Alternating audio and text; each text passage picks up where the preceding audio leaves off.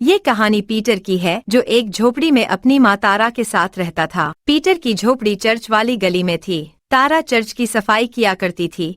Peter बहुत ही सुंदर और शांत बच्चा था। चर्च के बगल में वृद्धाश्रम था। पीटर का चर्च और वृद्धाश्रम में अपनी माँ के साथ आना जाना होता था क्योंकि तारा वहाँ की भी सफाई किया करती थी। वृद्धाश्रम में रहने वाले लोगों का पीटर के साथ बहुत मन लगता था। वो उन लोगों के साथ प्यारी प्यारी बातें किया करता था। जितना देर तारा वहाँ सफाई करती थी, पीटर वहीं रहता था। वहाँ रहने वाले लोग उसे तरह तरह की कहानियाँ सुनाते थे।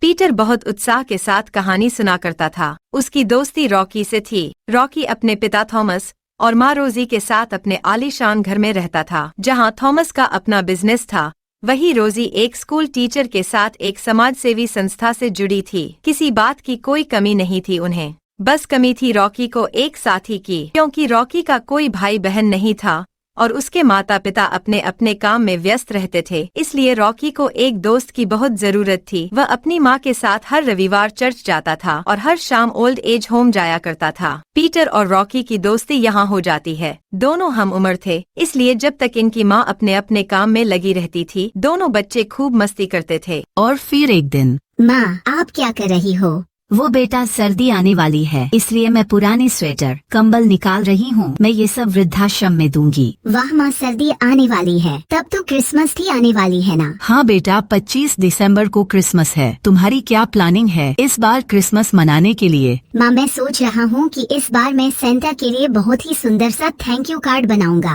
हर साल सांता ने मुझे मेरे मनपसंद गिफ्ट दिया है, इसलिए एक धन्यवाद तो बनती है ना? हाँ, क्यों नहीं, मैं भी तुम्हारी मदद करूँगी कार्ड बनाने में। धन्यवाद माँ। माँ, तुम दुनिया की सबसे अच्छी माँ हो। रॉकी खुश होकर वहाँ से चला जाता है। चलो रॉकी, जल्दी करो, हमें चर्च जाना है। उसके बाद मुझे वृद्धाश्रम भी जाना है। तुम थोड़ी जल्दी करो। रोजी की आवाज में हल्का प्यार और जल्दी करने की उत्सुकता झलकती है। रॉकी अपने बालों को ठीक करते हुए, ठीक है माँ, मैं बस तैयार हो रहा हूँ। वह भागते हुए जूते पहनता है और माँ के साथ चर्च की ओर चल पड़ता है। थोड़ी ही देर में रोजी और रॉकी चर्च पहुंच जाते हैं। चर्च के अंदर हल्की रोशनी और प्रार्थना का शांत वातावरण है। पीटर रॉकी को देखकर खुशी से, हाय रॉकी, कैसे हो तुम? रॉकी, हाय पीटर, मैं ठीक हूँ। तुम्हें पता है क्रिसमस आने वाली है। मैं तो बहुत उत्साहित हूँ सांता क्लॉज के लिए। रॉकी की आंखें चमक उठती हैं। वह उत्साह से भरकर बोल रहा है। पीटर जिज्ञासा से, सांता क्लॉज, लेकिन वो तुम्हें क्या गिफ्ट देते हैं और उन्हें कैसे पता चलता है कि तुम्हें क्या चाहिए? रॉकी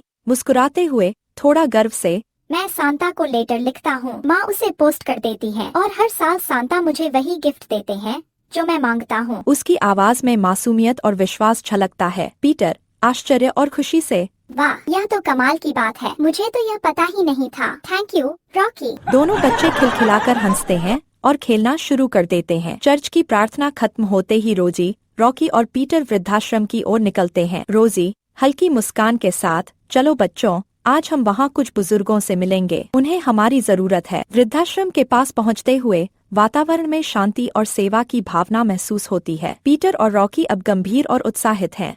वे बुजुर्गों के लिए छोटी छोटी मदद करने की सोच रहे हैं। रॉकी, दादाजी, आप आज हमें क्रिसमस के बारे में बताएंगे ना? दादाजी मुस्कुराते हुए, क्यों नहीं, आओ, मैं तुम दोनों को क्रिसमस क्यों मनाते हैं इसके बारे में बताता हूँ। दोनों बच्चे खुशी से पास बैठ जाते हैं।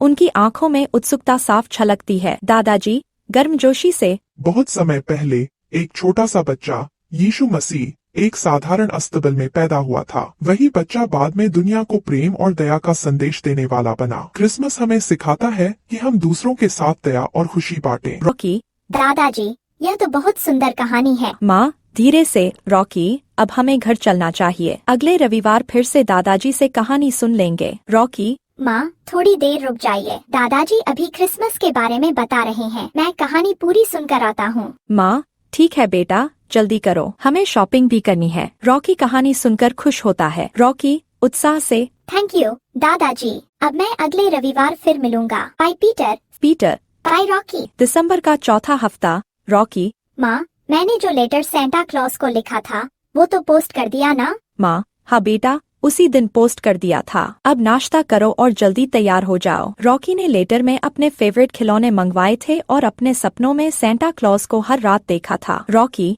माँ, मुझे आज आपके साथ वृद्धाश्रम जाना है। मेरी विंटर वेकेशन शुरू हो गई है और मैं क्रिसमस तक हर दिन वहाँ जाऊँगा। माँ ठीक है बेटा, लेकिन पहले नाश्ता खत्म करो और फिर बाजार चलते हैं, वहाँ से सेंटा क्लॉज की ड्रेस खरीदेंगे। रॉकी, माँ, मैं चाहता हूँ कि पीटर को भी वही ड्रेस गिफ्ट करूँ। हम दोनों साथ में सेंटा बनेंगे। माँ ठीक है, चलो जल्दी करो। बाजार से ड्रेस लेकर हम वृद्धाश्रम चलेंगे। वृद्धाश्रम। रॉकी पीटर का इंतजार करता है, लेकिन पीटर नहीं आता। उसकी आंखों में मायूसी छा जाती है। रॉकी दुखी होकर, माँ, पीटर कहाँ है? मैं उसे यह ड्रेस देना चाहता था।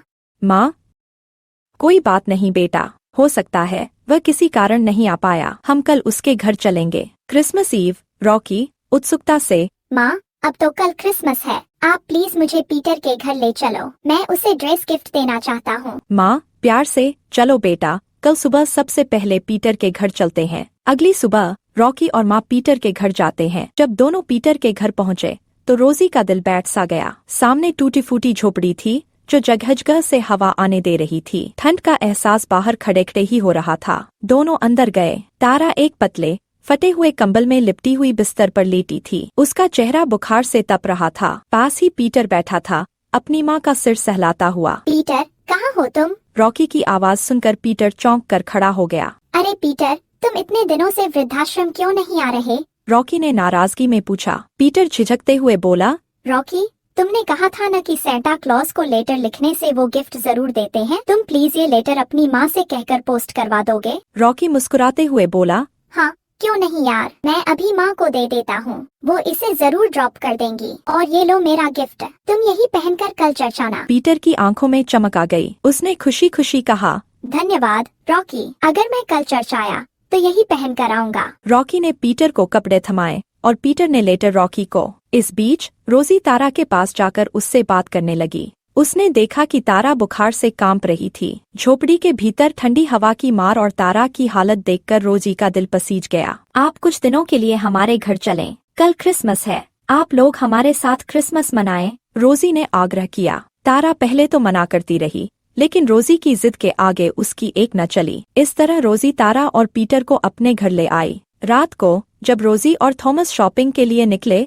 तो थॉमस ने पूछा, तो बताओ इस बार रॉकी ने सेंटा से क्या मांगा है? Video game. वैसे इस बार एक और विश है जो हमें पूरी करनी है। एक और विश? लेकिन किसकी? थॉमस ने थोड़ा चौंकते हुए कहा, वो पीटर की। रोजी ने गंभीरता से जवाब दिया। रोजी ने उत्सुकता से पीटर का लेटर खोला और पढ़ने लगी। जैसे जैसे वह पढ़ती गई उसकी आंखें भर आईं। पीटर का लेटर। प्यारे सेंटा, मैं पहली बार आपको लेटर लिख रहा हूँ। रॉकी ने बताया कि आप सबकी इच्छा पूरी करते हैं, इसलिए मेरी बस एक ही इच्छा है, आप मेरी माँ को जल्दी ठीक कर दीजिए। उनकी हालत बहुत खराब है, वो रात भर सो नहीं पाती, पहले से बहुत कमजोर हो गई हैं। पूरे दिन मेहनत करती रहती हैं ताकि मुझे कोई तकलीफ न हो। मेरी माँ के अलावा मेरी दुनिया में और कोई नहीं है। कृपया उन्हें बिल्कुल ठीक कर दीजिए, यही मेरा सबसे बड़ा उपहार होगा। मेरी क्रिसमस। रोजी का गला भर आया। उसने थॉमस की ओर देखा और दोनों ने तय कर लिया कि इस बार उनकी क्रिसमस की सबसे बड़ी खुशी। यहाँ से क्रिसमस की रोशनी सिर्फ उनके घर तक सीमित नहीं थी, यह एक छोटे से बच्चे के निस्वार्थ प्यार और उसके माँ के प्रति असीमित समर्पण की कहानी बन गई। अगले दिन क्रिसमस थी। मैरी क्रिसमस पीटर, देखो मेरा गिफ्ट सांता ने दे दिया। कितना अच्छा वीडियो गेम है। तुम्हें अपना गिफ्ट मिला या नहीं? तभी रोजी वहाँ आ जाती है। पीटर, सांता ने तुम्हारी विश भी पूरी कर दी। ये देखो शहर के सबसे बड़े डॉक्टर का अपॉइंटमेंट लेटर। अब आपकी माँ भी बिल्कुल ठीक हो जाएंगी। और चलो तुम दोनों अपना सेंटा वाला ड्रेस पहन लो, अब हम सब चर्च चलेंगे। Merry Christmas Peter. Merry Christmas aunty. धन्यवाद सेंटा,